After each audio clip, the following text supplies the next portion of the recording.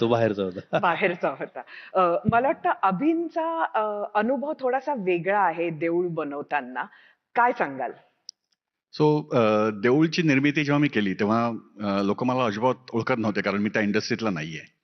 त्यामुळे देऊळची स्टोरी मला भावली म्हणून मी करायचं ठरवलं. हं. जेव्हा मी ठरवलं तेव्हा मला बाकीची काही कल्पना नव्हती की फिल्म इंडस्ट्रीमध्ये गोष्टी कशा घडतात. म्हणजे माझ्यासाठी शाळेत एखादं नाटक करणं आणि देऊळ करणं हा मला इक्विव्हॅलंट तेव्हा वाटलं होतं. त्या निमित्ताने देऊळ घडला आणि त्यात पूर्ण एफर्ट्स टाकून तो देऊळ मोठा करायचा प्रयत्न केला. तो झाला. हं. पण जेव्हा देऊळचं रिलीज आमचा होणार होता हं. त्याच्या आदल्या दिवशी माझा प्रीमियर चालला होता PVR मध्ये लोअर परेलला. सगळी मराठीतली दिग्गज मंडळी बघत होती आणि मी तो एक 100-1 वेळा बघितला असल्यामुळे मी ऑफकोर्स बाहेर उभा होतो. मला फोन आला आणि त्या फोनवरच्या माणसाने मला विचारलं की त्यांनी मला सांगितलं की काय तुम्ही उद्या देऊळ दाखवतो वय. म्हटलं हो, कोण बोलते? मला वाटलं काही पत्रकार वगैरे असेल. तर त्यांनी मला सांगितलं की दाखवायचं नाही बरं का. मला पहिल्यांदा कळलंच नाही. म्हणजे म्हटलं काय झालं? तर तो म्हटला जर तुम्ही उद्या पहिला ठाण्याला शो आहे, तो जर झाला तर आम्ही तिथल्या काचा फोडू. आता हे ऐकल्यानंतर मला पहिल्यांदा रियालिटी कळली की म्हणजे माझं जो इंडस्ट्री आहे त्या इंडस्ट्रीमध्ये जर कोणाला खुन्नस आली तर तो मला लिगल नोटीस पाठवतो. हं. म्हणजे कोणाशी येऊन घराच्या काचा फोडण्याचे चान्सेस नसतात. तर ते पहिल्यांदा मला ती रियालिटीचा जाणीव झाली की आपण जे काय करतोय त्याच्यानी काय होऊ शकतं. हं. आणि मग तो एक इन्सिडन्स मला बरंच काही शिकून गेला, कारण मला ते तर होऊ द्यायचंच होतं. माझा देऊळचं मला रिलीज करायचीच होती. हं. पण मग हे करताना जी काही टसल झाली त्या टसलसाठीचं एक लर्निंग कर मला त्यातनं मी गेलो हं. हं. की ज्याच्यात भारतातल्या लोकांच्या भावना पटकन दुखावल्या जातात हं. हं. आणि त्या दुखवू नये म्हणून मग तुम्हाला कुठं ना कुठं तरी काहीतरी कॉम्प्रोमाइज करत जायला लागतं. हे मी तेव्हा शिकलो. म्हणजे खरं तर थोडीशी वेगळी तुमची भूमिका आहे. पण अमेरिकेत सुद्धा देऊळ तुम्ही दाखवला तेव्हा काही प्रॉब्लेम आला?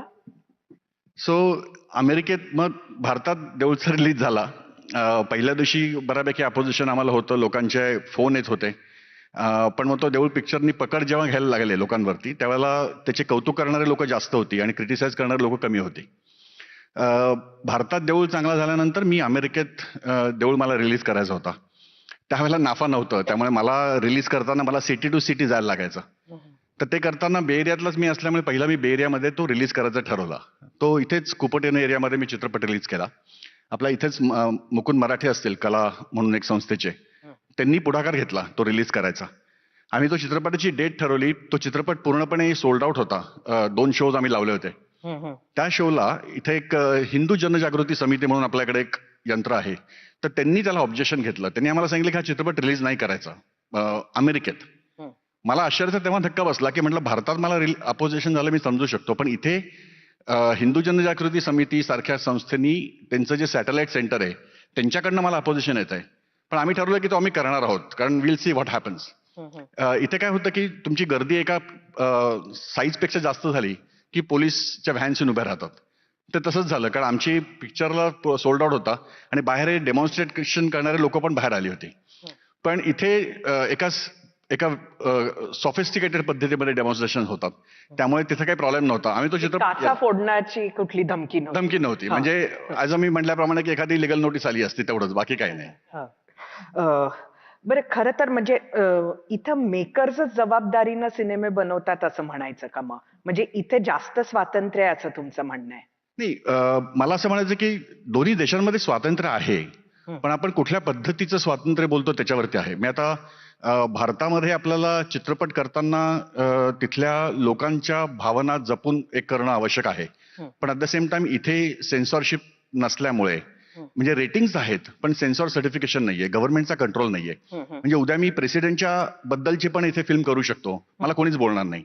गव्हर्नमेंटची पण करू शकतो, कोणी बोलणार नाही. कारण अमेरिकेतल्या फर्स्ट अमेंडमेंट मध्ये मला हा राईट आहे ॲज अ अमेरिकन सिटीजन की मी माझ्या भावना व्यक्त करू शकतो आणि त्याला कोणी ऑब्जेक्शन घेऊ शकत नाही.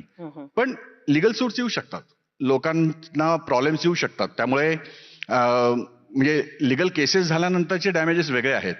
पण भावना स्वातंत्र्य म्हणजे फ्रीडम ऑफ एक्सप्रेशन सर्टनली आपल्या ह्या देशामध्ये आहे हे सगळ्यांनाच माहिती आहे.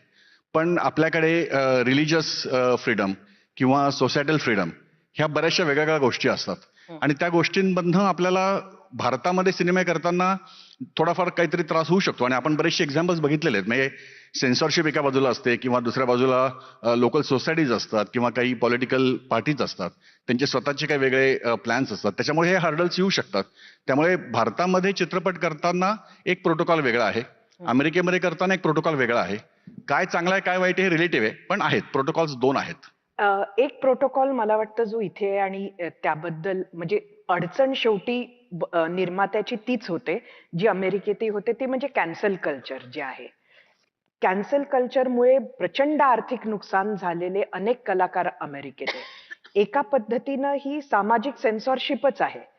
अ, हा अनुभव अमेरिकेत येतो, फक्त वेगळ्या पद्धतीनं भारतात येतो असं नाही वाटत का? म्हणजे इन अ वे सेन्सॉरशिप दोन्हीकडे आहे. आता कॅन्सल पद्धत जी आहे, मी आता इनफॅक्ट सोशल मीडियामुळे आपण एंड युजरकडे ती पॉवर आता अजून जास्त दिलेली आहे. मी सुरुवातीला आता मे बी एक 5-10 वर्षापूर्वी जर लोकांना एखादी गोष्ट आवडत नसेल तर त्यांना डेफिनेटली कुठल्या तरी लीडरला फाइंड आउट करून मग त्यांच्या थ्रू त्यांना ते प्रोटेस्ट करता यायची. आता कसं होतं की म्हणजे उचलली जीभ लावली टाळायला पद्धतीने सोशल मीडियावरती गोष्टी होतात आणि कुणीही काही लिहू शकतं.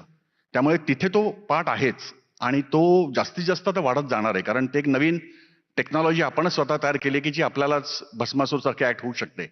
पण ऑडियन्सच्या दृष्टीने आपण कॉन्टेंट्स डिलिव्हर करतो, त्यांनी बघावे ही आपली अपेक्षा असते आणि त्याच्याबरोबर म्हणजे आपल्याला एक क्रिएटिव्ह फ्रीडम असताना प्रोड्युसरला एक बिझनेस फ्रीडम पण मिळणं आवश्यक आहे. आणि या दोघांचं कॉम्बिनेशन कुठल्याही जगात कुठल्याही देशात तेच राहू शकतं. पण फक्त त्यातले जे काही एक ठोकताळे असतात ते देशानुसार बदलत राहतात. इथे जरी असं सेन्सर सर्टिफिकेट नसलं तरी जी रेटिंग सिस्टीम आहे, त्या रेटिंग सिस्टीम मध्ये ज्यांना NC-17 अशा पद्धतीचं रेटिंग मिळतं त्यांना अनेक वेळेला सिनेमाचे थिएटर सुद्धा उपलब्ध होत नाही असं ऐकत असतो. हे किती खरं आहे? म्हणजे एक्झाम्पल्स आहेत, पण आपण जर बघितलं तर आय थिंक आपल्याला प्रॉबॅबिलिटी जर बघितली की एक 10 मूवी जर रिलीज झाले तर त्यापैकी कितींना हा त्रास होतो, तर मला असं वाटतं की 10 पैकी 8ला तर त्रास होत नाही.